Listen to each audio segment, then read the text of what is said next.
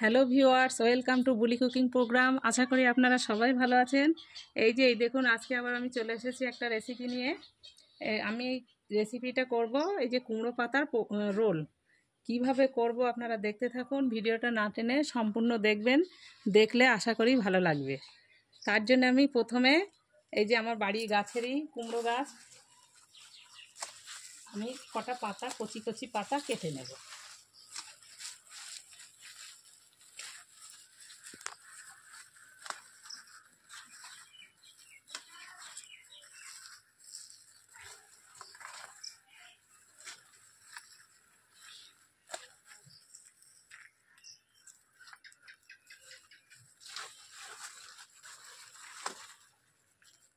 এই দেখুন, আমি 8-10টা পাতা কেটে নিয়েছি।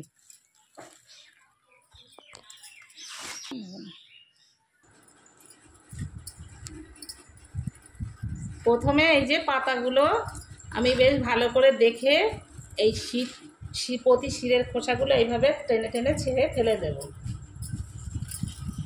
এই যে দেখুন, এইভাবে টানলে কিন্তু পুরো সব এগুলো চলে আসবে।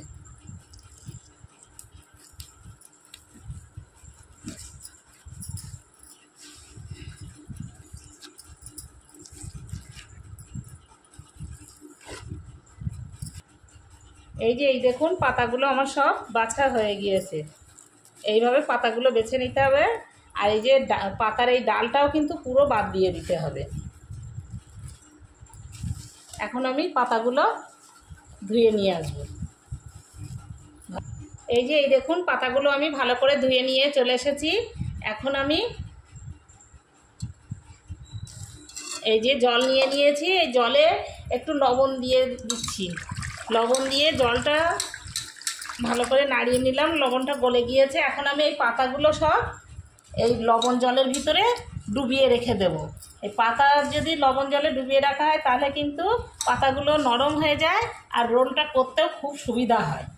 সেই জন্য আমি লবণ জলে কিছুক্ষণ এই পাতাগুলো সব ডুবিয়ে রেখে দেব।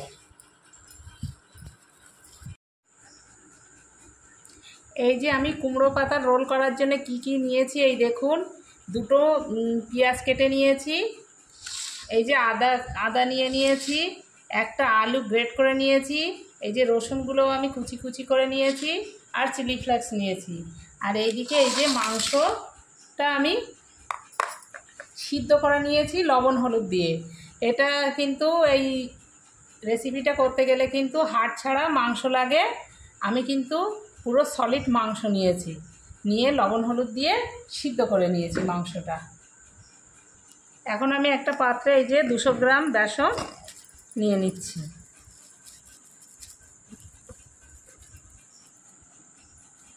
এই যে পরিমাণ মতো লবণও দিয়ে দিলাম। আমি এতে একটু বেকিং পাউডারও দিয়ে দিচ্ছি, এই অল্প, আর একটু এই যে কালো জিরে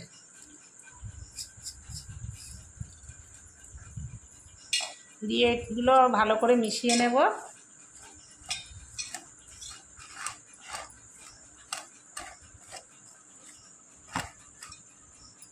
এখন আমি জল দিয়ে দিচ্ছি। এই দেখুন, এই বেসনের এই ব্যাটারটা করার সময় কিন্তু ভালো করে ফাটিয়ে নিতে হবে। ভালো করে ফাটিয়ে নিলে তাহলে রোলটা ভালো হবে খেতে, আর ফুলবেও সুন্দর। এই খুব ভালো করে ফাটিয়ে নিতে হবে। এখন আমি পুরটা করার জন্য কড়াই বসিয়ে দিয়েছি, একটু তেল ঢেলে দিয়েছি। তেল দিয়ে এই যে আমি একটু প্রথমে গোটা জিরে ফোড়ন দিলাম,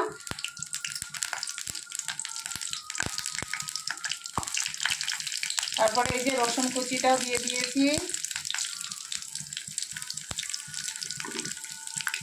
পেঁয়াজ কুচি দিয়ে দিলাম,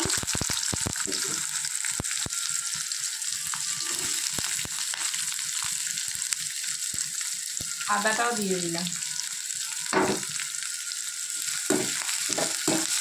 এখন আমি এগুলো একটু ভাজা ভাজা করে নেব।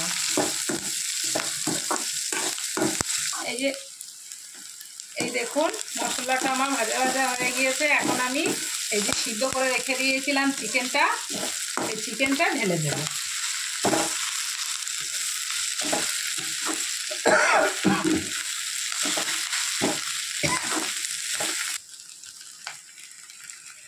এই যে গ্রেট করে রাখা আলুটাও আমি দিয়ে দিলাম। এই আলুটা দিলে কি হয়, স্যুপটা বেশ ভালো হয়, মাংসের সঙ্গে এই স্যুপটা হয়ে যাবে। এই আলুটা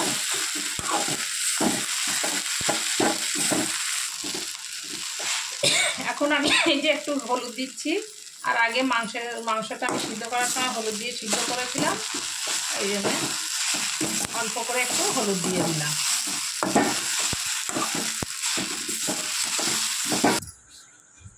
পুরটা আমার হয়ে গিয়েছে, এখন আমি একটু ঠান্ডা করে নেব।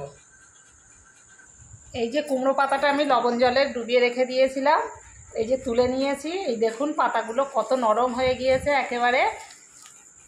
এই লবণ জলে কিছুক্ষণ ডুবিয়ে রাখলে পাতাগুলো নরম হয় আর রোলটা করতেও সুবিধা হয়। পুরটা আমার ঠান্ডা হয়ে গিয়েছে। এই যে এখন আমি সব একটা একটা করে রোল করে নেব। এই যে এইভাবে পুরটা আমি প্রথমে দিয়ে দেব, দেওয়ার পরে এই দুই সাইড দিয়ে একটু মুড়ে দেব, দিয়ে তখন আমি এই যে পাতাটা এরকম করে নেব, মুড়ে নিয়ে এই যে আস্তে আস্তে করে রোলটা বানিয়ে নেব।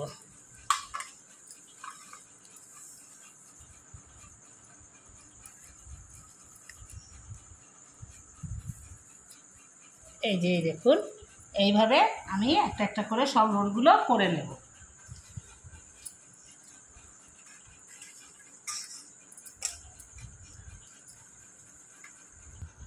এই যে আমার রোলগুলো সব করা হয়ে গেল।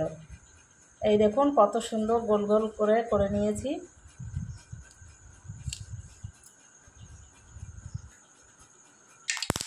এই যে দেখুন কড়াইতে আমি তেল দিয়ে দিয়েছি, তেলটা আমার গরম হয়ে গিয়েছে। এখন আমি এই যে একটা করে রোল ছেড়ে দেব।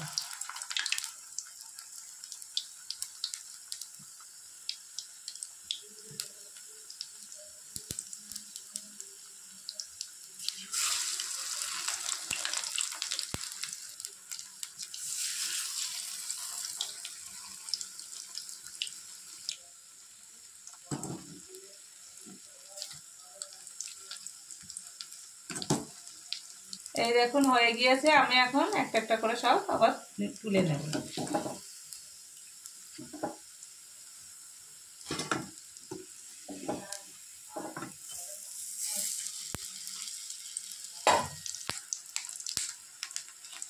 আমি এইভাবে এক এক করে সবগুলোই ভেজে নিচ্ছি। এই দেখুন বাস হয়ে গেল এই যে আমার এই কুমড়ো পাতার চিকেন রোল। এটা দেখতেও যেমন সুন্দর হয়েছে, খেতেও কিন্তু অসাধারণ। আপনারা একবার না খেলে বুঝতে পারবেন না এটা খেতে কত ভালো লাগে, কত টেস্টি। এই যে এই দেখুন আমি একটা ভেঙে দেখাচ্ছি। এই যে কত সুন্দর, এর ভিতরে পুর ভরা আছে। এটা কিন্তু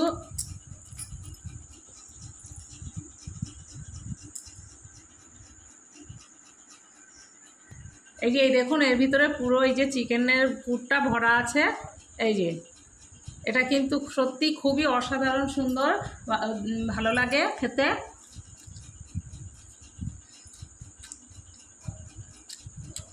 খুব ভালো লাগছে।